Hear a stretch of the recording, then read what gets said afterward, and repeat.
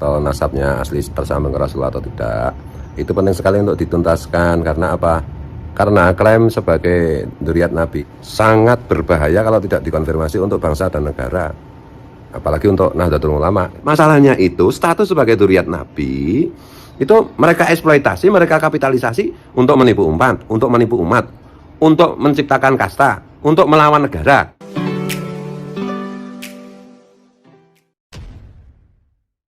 Assalamualaikum warahmatullahi wabarakatuh. Jumpa lagi dengan saya di channel Gagasan Progresif 79, sahabat subhansa dan sultan di mana saja Anda berada. Kali ini ada video dari Gus Fuad Pleret kembali bicara tentang nasab Ba'alawi dan bahayanya jika ini terus-menerus mengelinding, tidak ada titik temu atau tidak ada akhir dari kekisruhan yang telah menyita perhatian umat Islam. Kenapa? Inilah yang kemudian diulas secara panjang lebar oleh Gus Fuad Pleret, ya, bahwa ini berbahaya jika nasab Ba'alawi yang hari ini sedang dibincang, dipertanyakan oleh sebagian umat Islam, ini tidak ada penyelesaian atau tidak ada jawaban yang sifatnya memuaskan bagi umat. Nah, orang akan terus bertanya, dan itu berbahaya menurutnya bagi umat Islam, ya, bagi NU, ya, bagi negara dan bagi eksistensi falsafah bernegara, yakni Pancasila. Kenapa? Ya, karena bagi Gus Fuad bahwa sejumlah oknum-oknum habaib, ya, ini katanya sering menyajikan sebuah doktrin-doktrin keagamaan yang menurutnya itu ya tidak selaras dengan apa yang dicontohkan oleh Nabiullah Muhammad SAW. Seperti misalnya berdakwah dengan cara yang lemah lembut, tidak memaki, ya, tetapi mengajak umat kepada kebenaran Islam dengan cara yang ma'ruf, ya, dan sebagainya. Yang kedua, bahwa para ulama-ulama dulu kan sering mengajarkan untuk kita taat kepada pemimpin selama pemimpin itu tidak menganjurkan kita kepada kemungkaran atau kemaksiatan. Dan bagi Gus Fuad Pleret bahwa ya ini harga mati harus diselesaikan. Bagaimanapun juga kisruh masalah nasab habaib yang hari ini telah menyita perhatian publik, ya, umat Islam telah dibincang, bahkan telah melibatkan banyak komentar-komentar dari ulama-ulama nasab dunia. Itu artinya bahwa ini bukan lagi persoalan kecil yang harus dibiarkan terus-menerus bergulir, ya. Akhirnya orang awam ikut-ikut juga nimbrung membincang karena tidak adanya kesepahaman bersama. Yang muncul publik kan hari ini pro kontra terus, ya, adu argumentasi antara para habaib dan Kiai Imad dan kawan-kawan.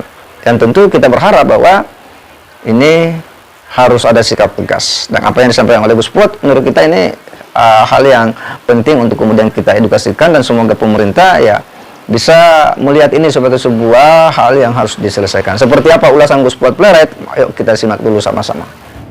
Nasab palsu Habib Ba'alawi itu atau nasabnya asli tersambung ke Rasulullah atau tidak, itu penting sekali untuk dituntaskan. Karena apa?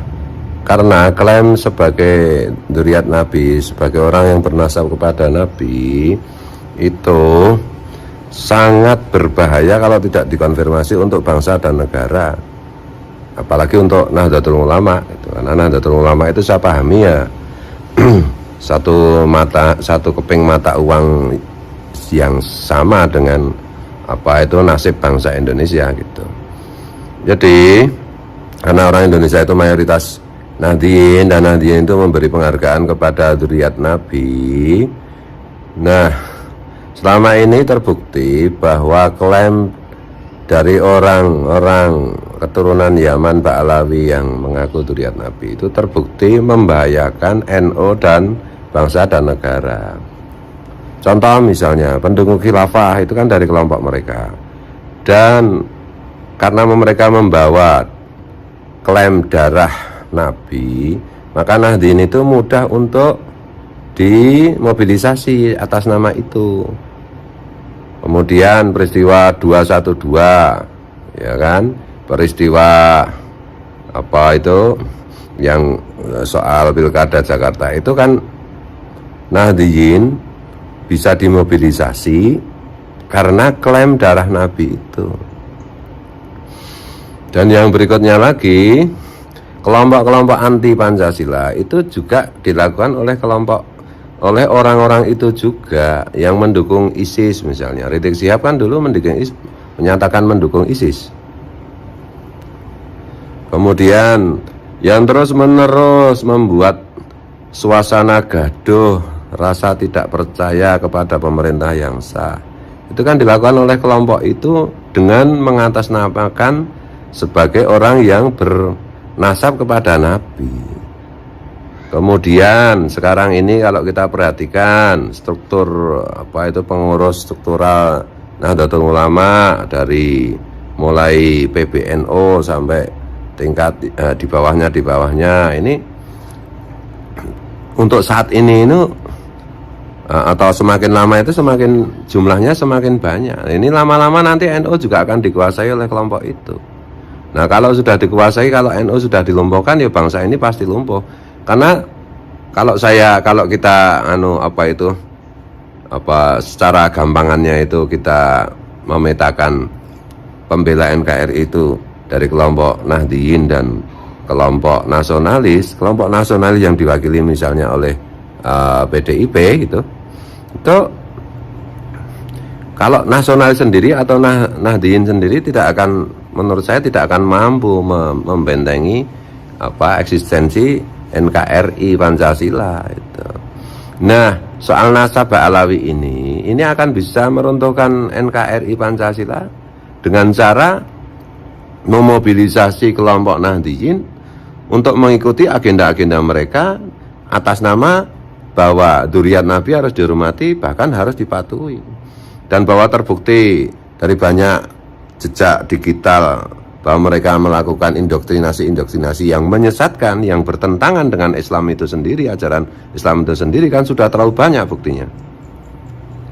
Jadi ini masalah serius, ini bukan masalah sentimen antara rebutan nasab antara dzurriyyat Wali Songo dengan Ba'alawi, bukan masalah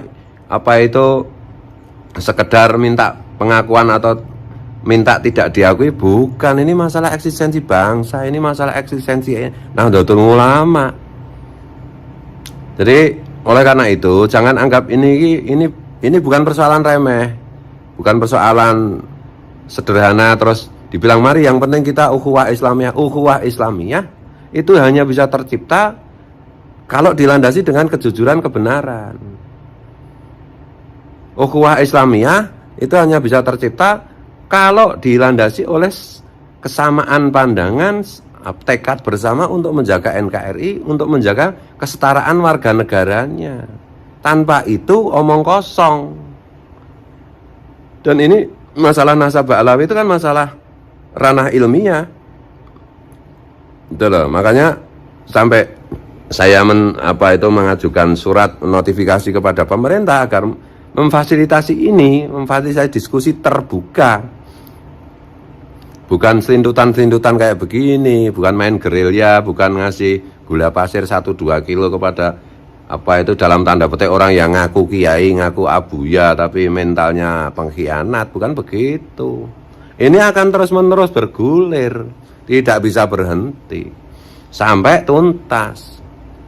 Atau alternatif berikutnya ya pemerintah mengambil tindakan tegas, misalnya membubarkan Rabithah Alawiyah. Kecuali Rabithah Alawiyah, Maktab Daimi mendeklar bahwa mereka bukan dzurriyyat Nabi secara ilmiah, secara kajian ilmu nasab, kajian ilmu sejarah, kajian ilmu DNA, mereka mendeklarkan diri memang tidak terbukti sebagai keturunan Nabi. Nah itu bisa selesai. Kalau enggak terus-menerus ya didawir terus ini Nahdliyin ini. Yang saya lakukan ini kan untuk bangsa dan negara. Yang dilakukan teman-teman itu kan membela Kiai Imad, itu kan membela bangsa dan negara, membela Nahdliyin. Karena yang paling berpotensi untuk dieksploitasi, dimobilisasi, dibohongi itu kan Nahdliyin. Gitu.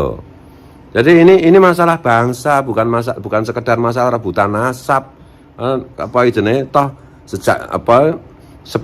Mayoritas dzurriyyat Wali Songo itu nggak pernah ngomong soal nasab, nggak pernah ngomong soal sebagai dzurriyyat Nabi.